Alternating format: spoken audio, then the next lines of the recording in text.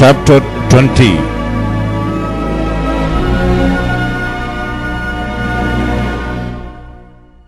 And David fled from Naioth in Ramah, and came and said before Jonathan, What have I done? What is my iniquity? And what is my sin before thy father, that he seeketh my life? And he said unto him, God forbid, thou shalt not die. Behold, my father will do nothing, either great or small, but that he will show it me. And why should my father hide this thing from me? It is not so. And David sware moreover, and said, Thy father certainly knoweth that I have found grace in thine eyes. And he said, Let not Jonathan know this, lest he be grieved. But truly, as the Lord liveth, and as thy soul liveth, there is but a step between me and death. Then said Jonathan unto David, Whatsoever thy soul desireth, I will even do it for thee. And David said unto Jonathan, Behold, tomorrow is the new moon, and I should not fail to sit with the king at meat. But let me go, that I may hide myself in the field unto the third day at even. If thy father at all miss me, then say, David earnestly asked leave of me, that he might run to Bethlehem his city, for there is a yearly sacrifice there for all the family. If he say thus, it is well, thy servant shall have peace. But if he be very wroth, then be sure that evil is determined by him. Therefore thou shalt deal kindly with thy servant, for thou hast brought thy servant into a covenant of the Lord with thee. Notwithstanding, if there be in me iniquity, slay me thyself. For why shouldest thou bring me to thy father? And Jonathan said, Far be it from thee, for if I knew certainly that evil was determined by my father to come upon thee, then would not I tell it thee.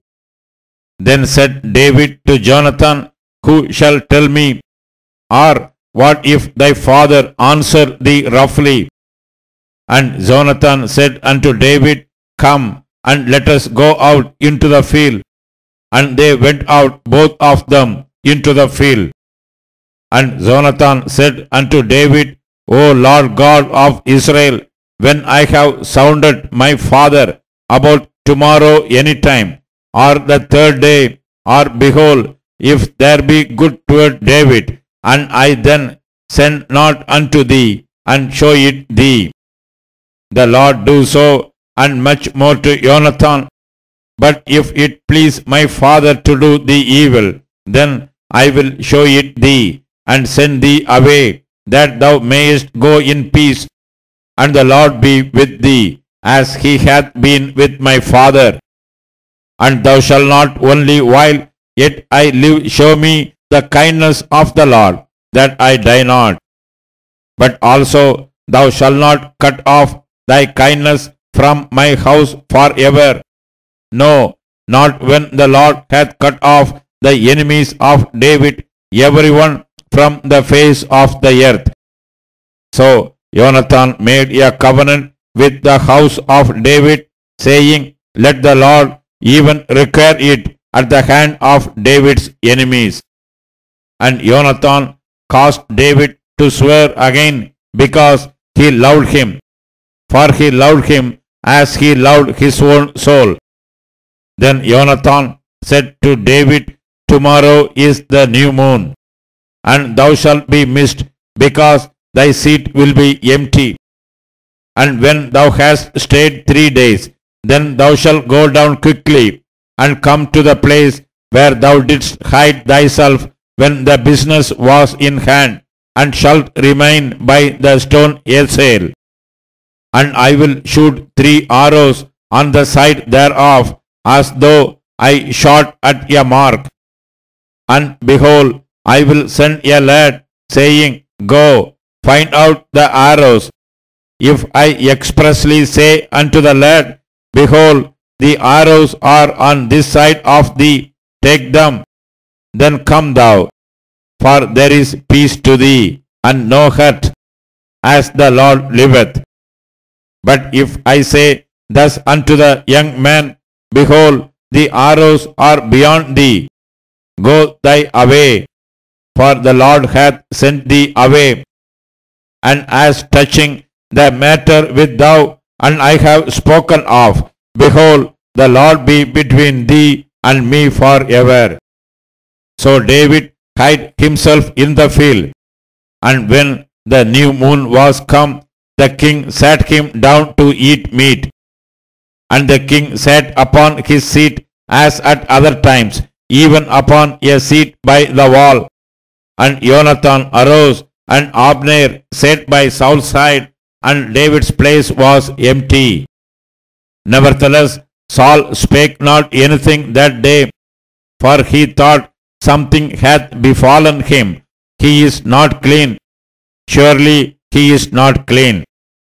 And it came to pass on the morrow, which was the second day of the month, that David's place was empty.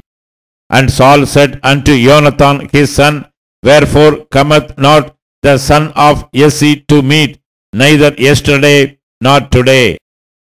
And Jonathan answered Saul, David earnestly asked leave of me to go to Bethlehem. And he said, Let me go, I pray thee, for our family hath a sacrifice in the city, and my brother, he hath commanded me to be there. And now, if I have found favor in thine eyes, let me get away, I pray thee, and see my brethren. Therefore he cometh not unto the king's table. Then Saul's anger was kindled against Jonathan, and he said unto him, Thou son of the perverse, rebellious woman, do not I know that thou hast chosen the son of Jesse to thine own confusion, and unto the confusion of thy mother's nakedness? For as long as the son of Jesse liveth upon the ground, thou shalt not be established, nor thy kingdom. Wherefore now send and fetch him unto me, for he shall surely die. And Jonathan answered Saul his father, and said unto him, Wherefore shall he be slain? What hath he done?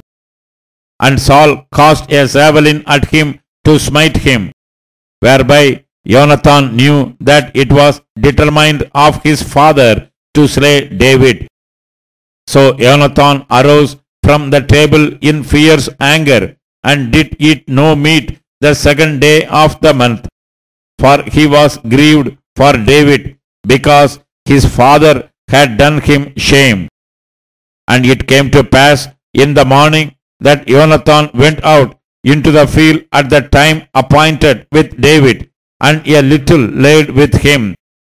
And he said unto his lad, Run, find out now the arrows which I shoot. And as the lad ran, he shoot an arrow beyond him.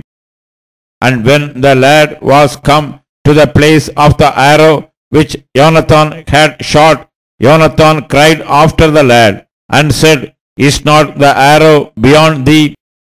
And Jonathan cried after the lad, Make speed, haste, stay not. And Jonathan's lad gathered up the arrows and came to his master. But the lad knew not anything. Only Jonathan and David knew the matter. And Jonathan gave his artillery unto his lad, and said unto him, Go, carry them to the city. And as soon as the lad was gone, David arose out of a place toward the south, and fell on his face to the ground, and bowed himself 3 times. And they kissed one another, and wept one with another, until David exceeded. And Jonathan said to David, Go in peace, for as much as we have sworn both of us in the name of the Lord, saying, the Lord be between me and thee, and between my seed and thy seed forever. And he arose and departed, and Jonathan went into the city.